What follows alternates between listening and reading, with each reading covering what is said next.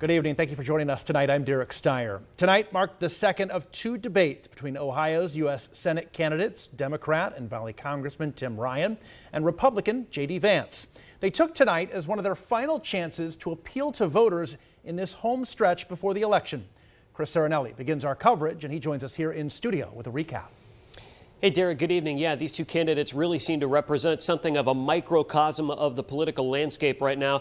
Democrats trying to argue why they should hold on to their slim majority in Congress despite some strong headwinds. Republicans seeing a surge in polling as voters seem to believe they can right the country's economic wrongs.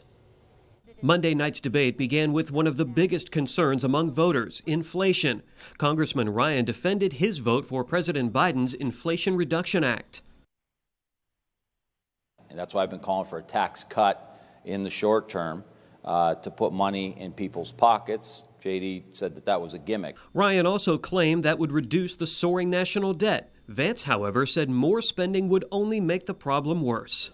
An Obama administration economist said if these guys passed the bill, inflation would get worse. He was right, Democrats were right, Republicans were right, but the leadership on Capitol Hill was wrong. Vance also claimed that President Biden's policies would make it harder to invest in alternative energy. Ryan hit back, touting electric vehicles being built in Lordstown and similar initiatives in other parts of Ohio. The conversation then pivoted to abortion and reproductive rights, an issue permeated in voters' consciousness after the Supreme Court overturned Roe v. Wade. Largest governmental overreach in the history of our lifetime. He called rape inconvenient. Like, this is not a guy who's ready to protect the rights of women. There are specific pieces of legislation that I'm willing to talk about where, look, you talked about the Lindsey Graham bill.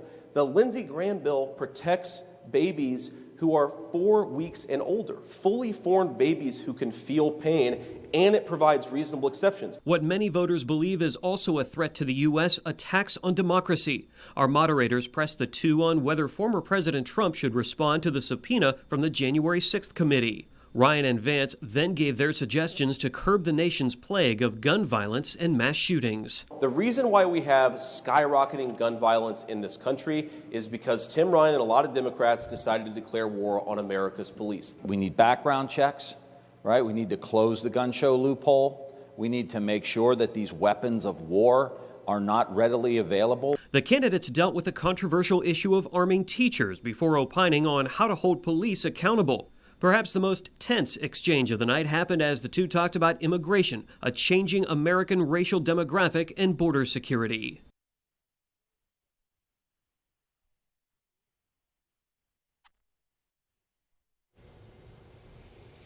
And of course, Derek, both of those candidates then made some closing statements. Vance argued that after 20 years in Congress, Tim Ryan has had his chance. Now Vance wants to go in a new direction. Ryan says he's the choice to allow more people a path to a decent life for their families and work across the aisle to solve problems. Derek.